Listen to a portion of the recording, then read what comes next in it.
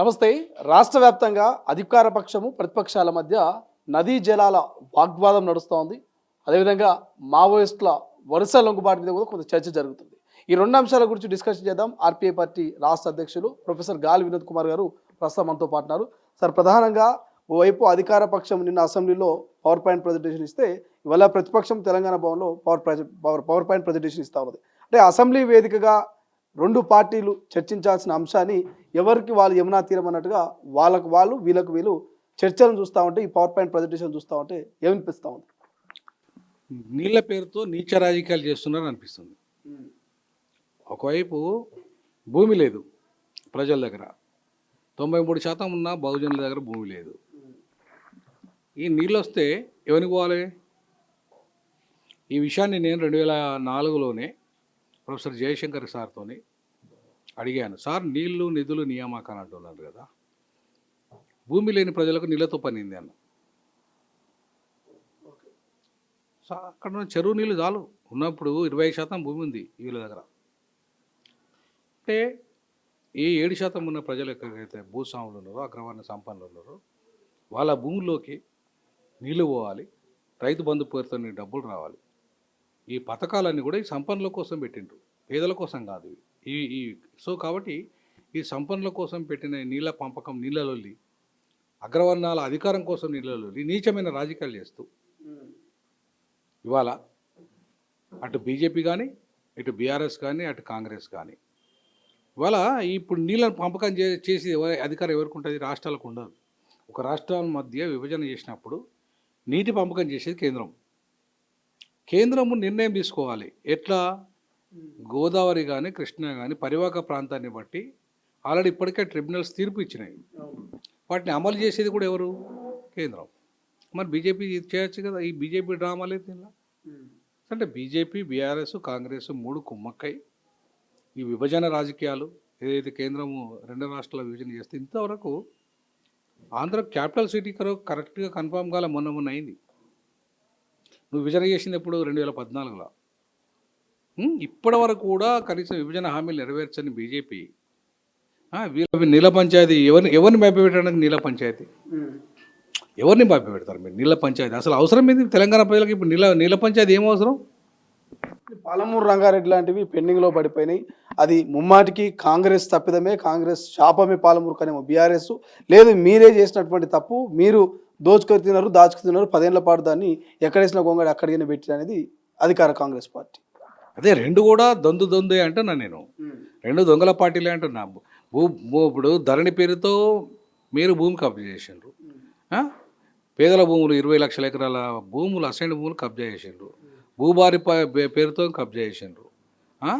ఇవాళ మొత్తంగా అటు వెలమలు 1% ఉన్న వాళ్ళు, ఇటు రెడ్లు 4% ఉన్న వాళ్ళు, మీరు 5% ఉన్న వాళ్ళు ఇవాళ మొత్తం తెలంగాణ సమాజంలో అధికారం తెచ్చుకోవడమే కాకుండా దోపిడీ, విపరీతమైన లక్షల కోట్ల దోపిడీ చేసుకొని ఇవాళ మీరు రాజకీయాల పేరు మీద ఇవాళ ఆ పథకం, నీళ్ళ పథకాల పేరు మీద ఇవాళ నేను ఏమంటానంటే, జోరోలా కానీ, నెట్టెంపాడు కానీ ఇవన్నీ కూడా గత కాంగ్రెస్ ప్రభుత్వంలో ఎప్పుడైతే కాంగ్రెస్ దాదాపు 55 ఏళ్ళు పరిపాలించినప్పుడు ఉన్నాయి ఈ సమస్యలన్నీ.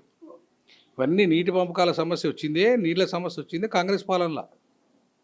అసలు తెలంగాణ కరువు ప్రాంతంగా, ఎడారి ప్రాంతంగా మిగిలిపోయిందే కాంగ్రెస్ హయాంలో. అటు కేంద్రంలో కాంగ్రెస్ అధికారంలో ఉంది, రాష్ట్రంలో కాంగ్రెస్ అధికారం ఉంది. ఏం మరి ఎందుకు చేయలే కాంగ్రెస్లో? అప్పుడు బీజేపీ వచ్చి ఇప్పుడు 12 ఏళ్ళైందిగా, బీజేపీ ఎందుకు చేయలే?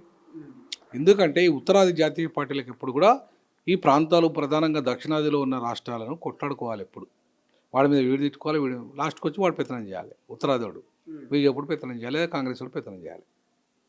సో కాబట్టి ఇట్లాంటి సమస్యల్ని శాస్త్రంగా పరిష్కరించడం కేంద్రము, అది ఏ పార్టీ ఉన్నా, కాంగ్రెస్ ఉన్నా బీజేపీ ఉన్నా, ఈ రెండు ఒకటే రకం, రెండు ఒకటే రకంగా ఉంటాయి. ప్రాంతీయ పార్టీలు కూడా ఏంటంటే అవి కుటుంబ పార్టీలు, కుల పార్టీలుగా మిగిలిపోయినాయి. కాబట్టి ఆ పార్టీలు పేదల గురించి ఆలోచించకుండా రాజకీయాలే చేయడం వాటికి అలవాటు. కాబట్టి ఇప్పుడు నీళ్ళ రాజకీయాలు చేస్తున్నాయి. ఇవాళ ఈ నీళ్ళ రాజకీయాలతో అసలు తెలంగాణ ప్రజలకు సంబంధమే లేదు, అవసరం కూడా లేదు. అక్కడ ఆంధ్ర బహుజనులకు కానీ, తెలంగాణ బహుజనులకు కానీ. కాబట్టి మా ఆర్బీఐ పార్టీ భావిస్తుంది ఏంటంటే, ఈ నీచమైన రాజకీయాలు మానుకోండి. మీరు అసెంబ్లీ అనేది ప్రజావేదిక, ప్రజలు ఇచ్చిన సొమ్ముతోని మీరు ఇవాళ అసెంబ్లీలో మాట్లాడాలా. ఆయన కూడా ఫామ్ హౌస్లో ఎట్లా మాట్లాడండి, ఇప్పుడు ఒక వచ్చి సంతకం 3 నిమిషాలు సంతకం పెట్టడానికి అసెంబ్లీ పెట్టుకున్నది. నువ్వు ఎందుకు అసెంబ్లీ రాజీనామా చేసి చేతే కాకుండా నువ్వు పోయి అసెంబ్లీలో పండుకోవడానికి మేము పైసలు ఇవ్వాలి. అందుకే నేను నెలకు ప్రజా సమస్యల గురించి మాట్లాడడానికి ఇవ్వాలన్నా? అదే పులి వస్తుందట, పులి వచ్చి అదైతే అసెంబ్లీ గుండె ఆగిపోయి చచ్చిపోతాడట అంటే ఈయన అసెంబ్లీకి వస్తే ఆయన గుండె ఆగిపోతాడా రేవంత్ రెడ్డి? ఇట్లా అంటే చిల్లర డైలాగులు.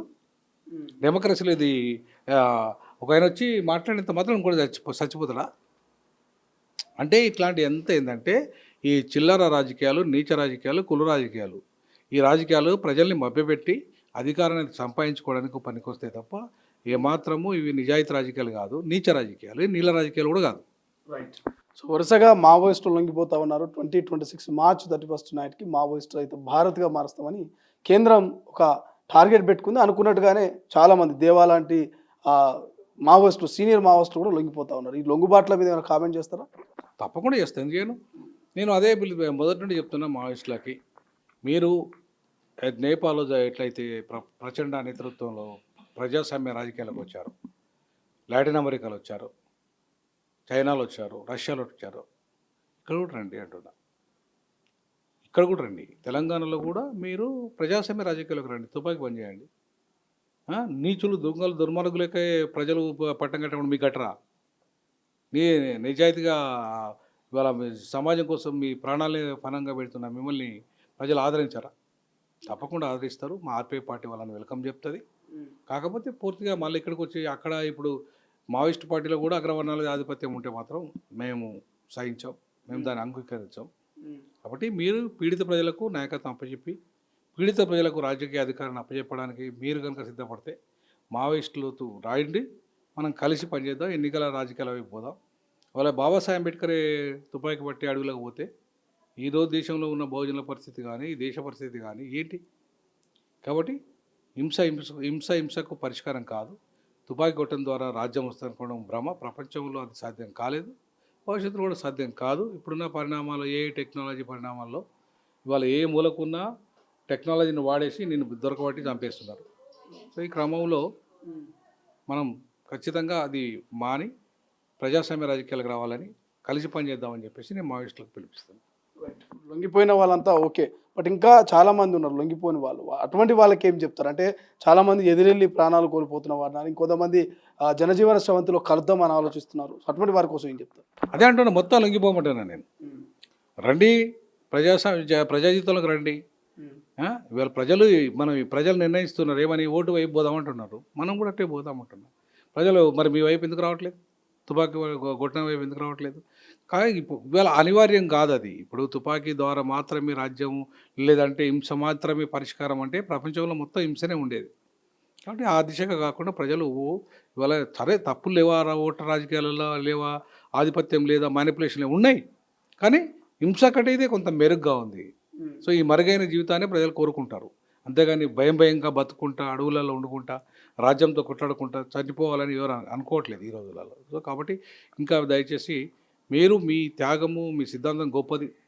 కుల రహిత, వర్గ రహిత సమాజ నిర్మాణం కోసం మీరు చేస్తున్న పోరాటాన్ని నేను అభినందిస్తా. బట్ అదేదో ఆ ఆయుధాన్ని వదిలేసి ప్రజాస్వామ్యంలో ఇదే సేమ్ సిద్ధాంతాన్ని అమలు చేద్దాం రండి అంటున్నాను. Thank you so much. ఇది మొత్తం మీద ఇది నీళ్ళ రాజకీయం కాదు, నీచపు రాజకీయాలు, చిల్లర రాజకీయాలు అంటూ నీటి వాటాల మీద వాగ్వాద పడుతున్న రెండు పార్టీలు, కేంద్రంలో ఉన్నటువంటి బీజేపీ పార్టీ మీద సో ఎవరైతే ప్రొఫెసర్ గాలి వినోద్ కుమార్ గారు కామెంట్ చేస్తూనే ఎవరైతే లొంగిపోయిన మావోయిస్టులు, లొంగిపోవాలనుకుంటున్న మావోయిస్టులు ఉన్నారో వాళ్ళందరూ తుపాకులను వదిలి జనజీవన సమితిలోకి రండి, ప్రజాక్షేత్రంలో పార్టీ ఆర్పీఐ పార్టీలో చేరండి, ప్రజాక్షేత్రంలో కొట్లాడదాం. ప్రజలు ఈ రాజకీయ నాయకులకు ఓట్లేసి గెలిపించినప్పుడు మరి ప్రజల కోసమే ఫైట్ చేస్తున్న మీకెందుకు ఓట్లేరు అనేటువంటి ఒక ట్యాగ్ లైన్, ఒక నినాదాన్ని కూడా మావోయిస్టులకు చెప్పే ప్రయత్నం చేశారు. బట్ చూద్దాం నిజంగానే మావోయిస్టులు ప్రజాక్షేత్రంలో మరి నిజంగా ప్రభుత్వాల వైపు అంటే పరిపాలన వైపు వస్తారా, నిజంగా రాజకీయాల్లో వాళ్ళు యాక్టివ్ అవుతారా భవిష్యత్తులో అనేది, పార్టీలో చేరతారా అనేది భవిష్యత్తులో చూడాల్సినటువంటి అవసరం ఉంది. బట్ ఏదేమైనా నీళ్ళ పంచాయతీ మాత్రం హై వోల్టేజ్లో సాగుతుంది తెలంగాణలో. బట్ రేపు ఒక్కరోజు అసెంబ్లీ ఉన్నది, రేపైనా మరి అసెంబ్లీలో ఎట్లా చర్చ జరగబోతున్నది. ఇప్పటికైతే వాకౌట్ చేసి పూర్తి స్థాయిలో బహిష్కరించింది బీఆర్ఎస్ కాబట్టి సో రేపటితో అసెంబ్లీ ఎలా ముగించబోతుందో చూద్దాం. కెమెరా పర్సన్ అజయ్తో శ్రీశైలం, తొలి వెలుగు, హైదరాబాద్. అసలైన తొలి వెలుగు. ఫాలో వాట్సాప్ @తొలి వెలుగు official.